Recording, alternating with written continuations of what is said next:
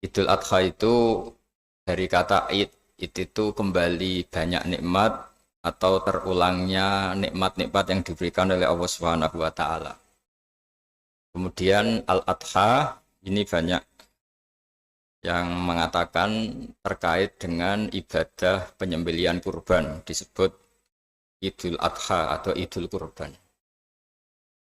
Saya cerita sedikit tentang sejarah Idul Adha. Dulu ada seorang malaikat yang menjelma sebagai manusia dan beliau ini komunikasi dengan Nabi Ibrahim. Sebelum saya cerita jauh, saya katakan juga saya ingatkan lagi bahwa cara berpikir kita sebagai mukmin itu harus berpikir awal al-khilqah. Awal kita dijadikan oleh Allah Ta'ala, yaitu Nabi Adam materinya dari tanah, nyatanya bisa jadi Nabi Adam. Kita dari sperma, nyatanya bisa jadi manusia dengan konstruksi yang sempurna. Dengan cara seperti ini nanti bayangkan kekuasaan Allah yang tidak terbatas menjadi mudah. Saya teruskan, si malaikat tadi tanya ke Nabi Ibrahim, saya minta kambing kamu. Oh ya silahkan. Asal kamu melantunkan kalimat tasbih, terus dibaca tasbih, indah sekali, merdu, terus bisa minta tambahan kambing, ya. Sampai beberapa kali. Demi Allah, ini baru kambing, baru hewan. Andaikan anak saya pun, kalau demi Allah saya kurbankan. Singkat cerita, versi riwayat ini, suatu saat Nabi Ibrahim diuji dengan dimintanya anak untuk dikurbankan. Ketika beliau atas nama seorang bapak agak keberatan, terus diingatkan ulang oleh Allah Ta'ala, janji beliau demi Allah, anak pun saya kurbankan. Walhasil akhirnya beliau melakukan itu. Dan karena Allah hanya menguji, tidak niat betulan supaya anak itu disembelih, akhirnya diganti oleh kambing. Jadilah tradisi kurban itu pakai kambing. Kemudian secara fikih ada padanan-padanan yang cukup menggantikan kambing, yaitu ada sapi, ada unta, dan seterusnya, dan seterusnya. Yang menarik dari sekian referensi yang saya baca, dan ini harus disosialisasikan lah. Sebagian versi itu adalah bahwa Nabi Ibrahim ketika diangkat di alam malakut, di alam langit sana, itu ketemu Allah, kemudian Allah tanya, Ibrahim, banyak hamba-hambaku yang durhaka, tidak tahu saya sebagai Tuhannya. Terus kata Ibrahim, usul ya fa'amidhum, bunuh saja ya Allah. Setelah itu tanya lagi, ada yang pezina, ada yang koruptor, ada yang pokoknya dosa-dosa yang buruk sekali. Dan di semua itu Nabi Ibrahim usul, mereka hidup di bumi engkau ya Allah, makan rezekimu ya Allah, maka mereka enggak sopan sekali, enggak ngerti engkau. Terus singkat cerita minta itu diadab, siksa. Suatu saat versi referensi ini di kitab Hikam, kalau di kitab saya halaman 15 juz 2, suatu saat Nabi Ibrahim itu diminta sama Allah menyembelih Ismail. Citra ini penting sekali. Setelah disuruh menyembelih Ismail, Nabi Ibrahim komplain. Ya Allah, ini anak saya, samratu fuadi, buah hati saya, kenapa engkau seenaknya minta saya sembelih? Gitu. Gak bisa ya Allah, ini samratu fuadi, buah hati saya. Terus kata Allah, orang-orang yang durhaka yang kamu usulkan supaya saya bunuh itu hamba saya menciptakan mereka, dan saya mencintai mereka, karena itu ciptaan saya. Anda enak saja usul saya matikan, saya bunuh. Sekarang ketika Anda usul, saya tidak mikir. Kenapa ketika saya usul kamu mikir? Terus akhirnya Nabi Ibrahim mau oke ya Allah terus. Setelah itu terus semenjak itu Nabi Ibrahim itu begitu sayang sama hamba-hambanya Allah. Sehingga dari cerita yang paling masyhur ketika Abu Bakar As-Siddiq begitu lemah lembut sama hamba-hamba Allah yang lain, Nabi Muhammad mensepadankan dalam hal ini sama Nabi Ibrahim, hati kamu sehalus Ibrahim. Yaitu Nabi Ibrahim, beliau akhir-akhir punya komitmen, faman tabi'ani fa innahu minni wa man aswani fa innaka ghafurur rahim. Ya Allah, orang yang ikut sunnahku maka jelas bagian dari saya. Dan yang sedang durhaka, waman asoni, saya harapkan fa innaka ghafurur rahim. Engkau Maha Pengampun, Maha Penyayang. Semenjak itu menjadi sunnatan mutaba'ah bahwa agama ini agama rahmatan lil alamin, bahwa melihat kemungkaran, melihat kebodohan, ketimpangan, itu komitmen kita ini membenahin, bukan menghabisin. Melihat kesalahan, komitmen kita ini in uridu ilal islaha mastata'tu. Komitmen kita ini ingin lebih baik, bukan mengacaukan dunia ini. Semenjak itu terus syariat-syariat Islam disebut anit tabi millata Ibrahim Hanifah, bahwa kita mengikuti millahnya Ibrahim. Sebab itu kemudian setelah ini menjadi sunnatan mutaba'ah, bahkan banyak ulama yang berpendapat ketika Rasulullah SAW Mi'raj, itu dari sekian Nabi Ulul Azmi yang enggak ketemu itu Nabi Nuh. Nabi Nuh alaihissalam, padahal termasuk Nabi Ulul Azmi.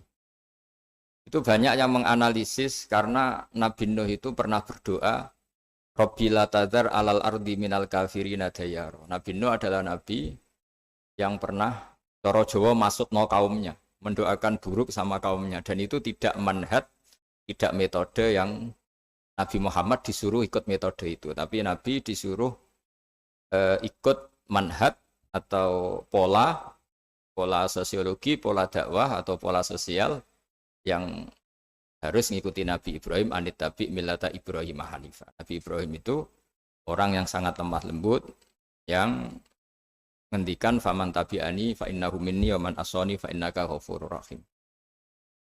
Sebab itu teman-teman yang di Kanada, yang di mana-mana, kita ngikuti status ilmu hakikat.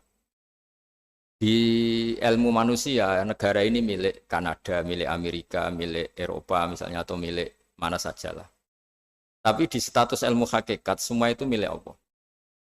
Sehingga di antara ciri khas Islam adalah kalau dulu agama-agama lain harus salat di tempat peribadatan mereka. Islam mengatakan ju'ilat lanal ardu kulluha masjidan. Semua bumi Allah itu masjid, tempat sujud. Sehingga orang Islam fa'enama adrokathu sholat, kamu kapan saja ketemu waktu sholat, ya sholat. Semua bumi Allah itu tempat sujud. Sehingga suatu saat sahabat yang biasa siaha, biasa hidup di perantauan, Nabi memberi nasihat, al-bilad biladullah wal ibad ibadullah, fahaitsuma asabta khairan fa'akim. Semua negara itu milik Allah, semua hamba dimanapun juga hamba Allah. Kamu di mana saja mendapatkan kebaikan, ya silahkan berdomisili di situ. Saya pernah di Korea, itu asik karena itu yang orang-orang katanya teman-teman. Saya ini di rumah itu enggak kiai, Gus. Sering di sawah, sering di Tegal. Gara-gara di Korea jadi mufti gitu. Karena enggak ada kiainya gitu. Jadi orang-orang yang enggak jadi kiai di Jawa, mungkin kalau di luar Jawa atau di luar Indonesia malah jadi kiai gitu. Artinya gini, pentingnya jadi kiai bukan menjadi gagah, itu enggak, tapi begini. Dulu bawaannya rakyat itu kan kalau ke masjid komplain, ada masjid bocor, kayak ada keran yang kurang baik. Tapi kalau sudah jadi kiai itu tahu rasanya. Betapa nata masjid itu susah, ngelola masjid itu susah, nyari imam itu juga susah, melanggengkan jamaah juga susah. Jadi pentingnya jadi kiai itu bukan gagah-gagahan jadi imam, tapi bertanggung jawab atas proses yang berjalan. Jika dulu di antara nasihat bapak saya, bapak itu termasuk orang yang nggak suka sama orang tawadhu, orang yang sopan. Dulu saya juga iskal itu janggal. Kata bapak, wong tawadhu itu apik, orang sopan itu baik. Tapi biasanya itu cara orang menghindari tanggung jawab. Disuruh jadi kiai nggak mau. Tapi kalau ada kiai salah komplain itu. Disuruh jadi menteri nggak mau, kalau ada menteri salah komplain itu. Disuruh jadi apa nggak mau. Kesannya tawadhu, tapi sebenarnya hanya menghindari tanggung jawab. Disuruh pidato nggak mau, disuruh jadi MC nggak mau. Tapi kalau ada orang salah komplain itu. Jika kata bapak tawadhu itu baik, asal tawadhu betul. Gitu. Tapi kebanyakan nggak, tawadhu itu menghindari tanggung jawab sambil cari salahnya orang lain. Nah ini yang tawadhu yang akhirnya kurang baik. Nah teruskan, jadi Nabi Ibrahim ini panutan yang luar biasa. Beliau adalah orang yang alami sekian proses sosial yang akhirnya diakui sebagai Khalilur Rahman, orang yang sangat dicintai Allah Ta'ala. Di antara sebab dicintainya Nabi Ibrahim adalah seperti yang dialami Nabi Adam. Nabi Adam ketika turun di bumi, itu keresahan pertama itu bukan karena kurang makanan atau kurang minuman, itu enggak. Beliau turun di bumi, mendapati bangsa yang lain, kalau dalam kitab disebut Banul Jan. Itu dia janggalnya Masya Allah. Ini orang makhluk-makhluk ini kok tidak kenal sama Allah yang menciptakannya. Kan aneh ya kalau kita hidup di Kanada terus nggak tahu PM-nya siapa, Perdana Menterinya siapa, kita hidup di Indonesia nggak tahu presidennya siapa. Itu kan aneh. Kita hidup di kampung nggak ngerti lurahnya siapa aja aneh. Ini hidup di buminya Allah kok nggak tahu Allah itu siapa. Nggak pernah menyebut Allah. Padahal harusnya yang paling dikenal pertama itu ya zat yang menciptakan kita, menciptakan langit bumi dan sebagainya. Sehingga beliau itu gerutu itu komplain. Ya Allah ini enggak fair dunia ini, engkau yang menciptakan, engkau yang memberi rezeki, kemudian mereka enggak kenal engkau. Ini kata Nabi Adam alaihissalam. Barokahnya komplain itu, jadi komplain itu yang diridhoi Allah juga banyak. Akhirnya Allah meridhoi Nabi Adam, dosa-dosanya, salahnya itu diampuni. Ya ukuran seorang nabi beliau dianggap salah itu diampuni karena keresahan beliau itu takut Allah nggak dikenal. Nah, masjid yang di Kanada di Montreal juga ketakutan kita ini jangan sampai orang Islam tidak punya tempat ibadah. Meskipun setelah punya tempat ibadah, ketakutan kita jangan-jangan ibadahnya tidak sesuai sunnah Rasul. Setelah sesuai sunnah Rasul kita takut lagi, jangan-jangan memaksa sesuai tapi karena ingin benar. Dan setelah ingin benar, takutnya secara tasawuf ngimani kebenaran itu. Bukan ngimani rahmatnya Allah, tapi ngimani kebenaran itu. Akhirnya jadi ujub. Ujub itu bangga amal diterima karena kebaikannya, bukan karena fadlnya Allah, karena anugerah. Nah ketakutan-ketakutan ini khas orang soleh. Orang soleh itu kalau nggak sholat takut. Setelah sholat takut nggak sesuai syarat rukun. Setelah sesuai semua takut iktimat alal amal. Membanggakan kebenaran, tapi bukan membanggakan luasnya rahmatnya Allah Ta'ala. Sehingga di luar ilmu fikih ada ilmu namanya ilmu tasawuf, ilmu yang mengelola hati. Jadi ibarat orang itu kalau yang paling masyhur dalam cerita-cerita orang sufi, ada orang sudah masuk surga karena tidak pernah dosa sama sekali. Ini cerita-cerita yang melegenda di dunia tasawuf. Tanya Allah, kenapa kamu masuk surga? Karena saya taat terus ya Allah, nggak pernah maksiat sama engkau. Berapa lama kamu hidup di dunia? 80 tahun. Ya sudah, karena taat kamu 80 tahun, ya surga kamu 80 tahun. Ya komplain, ya Allah katanya surga selamanya, kenapa ini hanya 80 tahun? Yang selamanya itu rahmat saya, kalau amal kamu kan terbatas 80 tahun, maka balasannya hanya 80 tahun. Nah semenjak itu beliau sadar, oh ya Allah, masuk surga itu fadlmu, anugerahmu, amal saya tidak ada bandingannya dengan surgamu. Nah ini jadi sehingga keyakinan ahli sunnah wal jamaah diantara ciri khasnya adalah masuk surga itu karena fadlnya Allah, karena anugerahnya Allah. Maksudnya itu oke, kita amal, tapi amal kita tetap terbatas. Tidak memberi kontribusi pada kerajaan Allah, pada kedikjayaan Allah sebagai Tuhan. Yang tidak terbatas adalah fadlnya Allah Subhanahu wa Ta'ala. Nah, keresahan-keresahan ini kemudian yang diwariskan oleh para nabi ke ulama-ulama. Di keresahannya ulama itu mirip-mirip keresahan nabi. Nabi dulu itu sampai dakwah, sampai sosialisasi kebenaran itu takut Allah itu la yuzkaru fi mulki, Allah tidak disebut, tidak menjadi aktor. Kan tidak fair kita misalnya nempat di negara orang terus nggak tahu duta besarnya siapa, terus kalau ngurus paspor di mana, ngurus visa di mana. Ini sama, kita hambanya Allah tapi nggak pernah ngurus status kehambaannya. Harusnya kita ngurus status kehambaan kita dengan sholat, berarti kehambaan kita hidup. Dan baca tasbih berarti kehambaan kita hidup. Makanya dalam sebuah ayat disebutkan masuk surga itu gampang. Yang susah itu kamu masuk status kehambaan itu. Makanya disebut ya aja Tuhan nafsul mutmainnah irji'i ila rabbiki radiyatan mardiyah. Pertama apa? Fadkhuli fi ibadi. Kamu harus masuk status sebagai hambaku dulu. Baru wadkhuli jannati, baru kamu baru masuk surga. Jadi orang boleh nikmati fasilitas negara lain kalau visa paspornya disahkan. Orang boleh masuk surga kalau status kehambaannya disahkan oleh Allah Subhanahu wa Ta'ala. Nah, lalu status kehambaan itu dimulai dari mana? Secara fisik kita sujud. Anggota tubuh yang begitu terhormat namanya kepala kita tundukkan kepada Allah Ta'ala. Hati kita, akal kita yang ingin menguasai dunia misalnya, ambisi itu kita kalahkan untuk hanya tunduk kepada aturan-aturan Allah Subhanahu wa Ta'ala. Kekhawatiran kita akan menghadapi alam akhirat, nah ini yang penting. Nanti setelah kita mati kayak apa, jadi debu, jadi tanah, lalu bangkit kita gimana? Sebagaimana mukadimah saya, ingatlah an-nas'atil ula. Ingatlah penciptaan pertama, bahwa Allah punya reputasi menciptakan Nabi Adam dari tanah, dan di tubuh Nabi Adam itu tersimpan calon generasi berikutnya ila yaumil qiyamah. Kayak apa susahnya bikin Nabi Adam kalau andikan kita boleh berpikir. Bikin satu master manusia yang akan melahirkan manusia seluruh dunia. Ibaratnya chipnya itu sudah ada di punggung Nabi Adam. Dan itu materinya dari tanah. Dengan berpikir gitu, maka ketika kita meninggal, sudah jadi tanah, kembali lagi jadi manusia adalah hal yang mudah. Karena Allah punya reputasi menciptakan manusia super, yaitu Nabi Adam dari tanah. Jika setiap kali kita iskal janggal terhadap kekuasaan Allah, kata Allah Ta'ala, Qul yuhyihalladzi ansha'aha awwala marrah. Kalau kamu janggal terhadap kemampuan saya, kemampuan kami menghidupkan tulang belulang yang sudah rapuh, sudah hancur, maka ingatlah reputasi saya, kata Allah, reputasi kami menciptakan Adam dari tanah.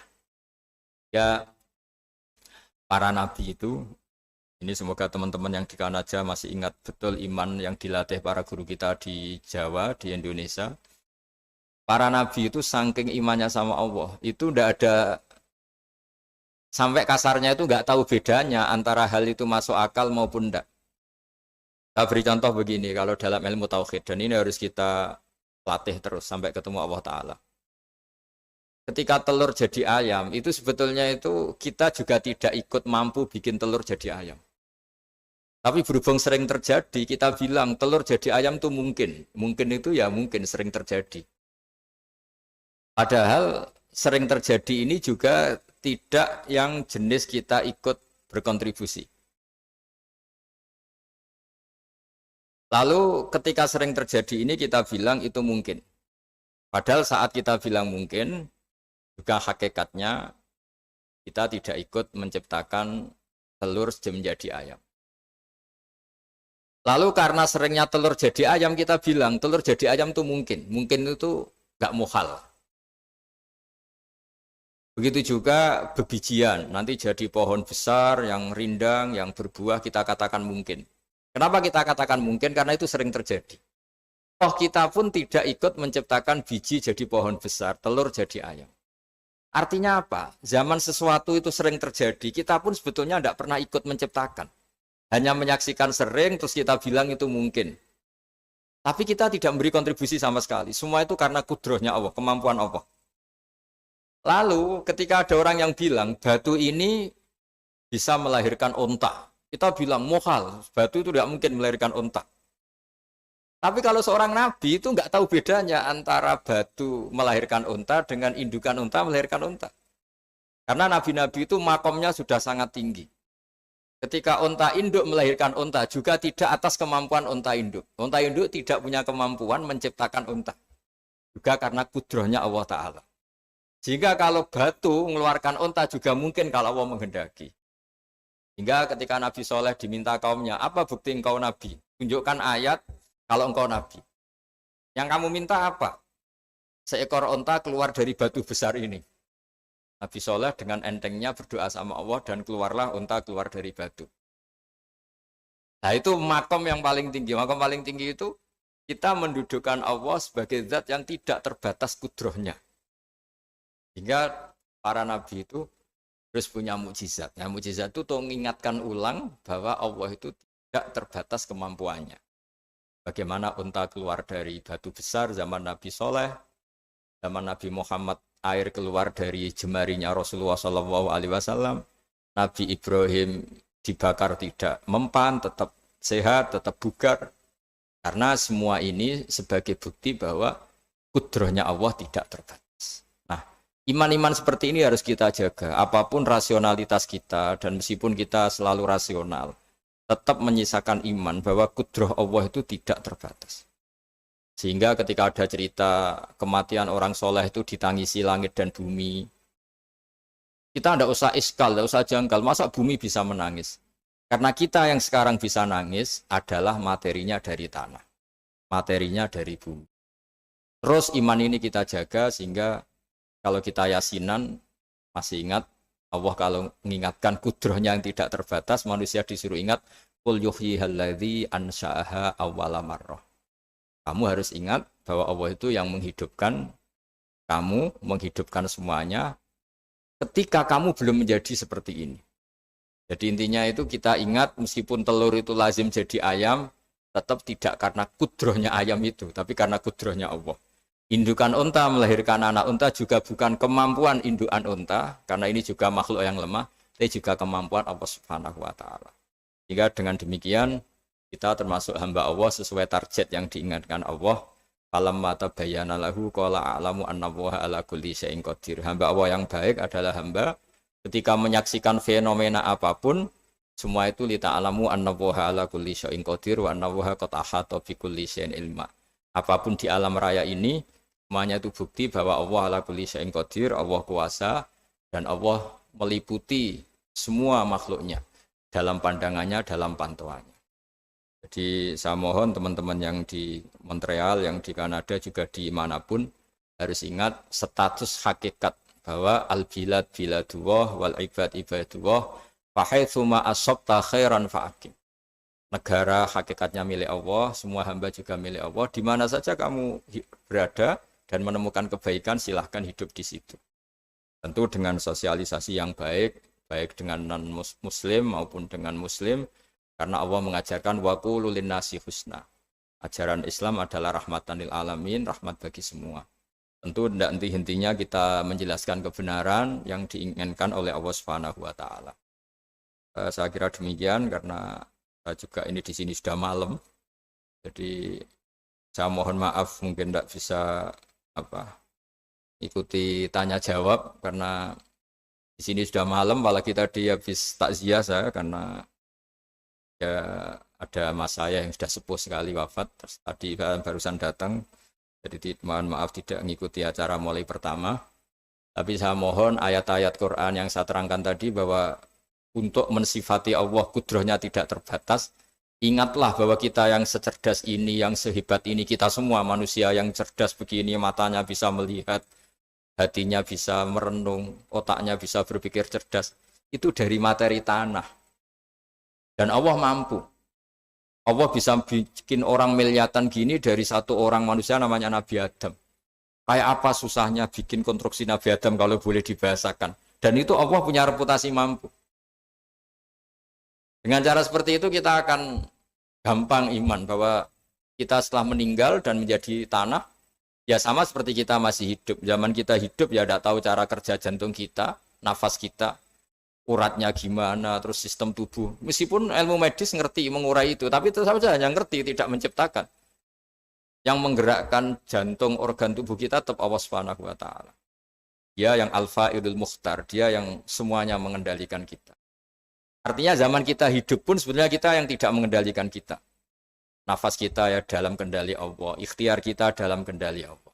Sama setelah kita mati juga dalam kendali Allah.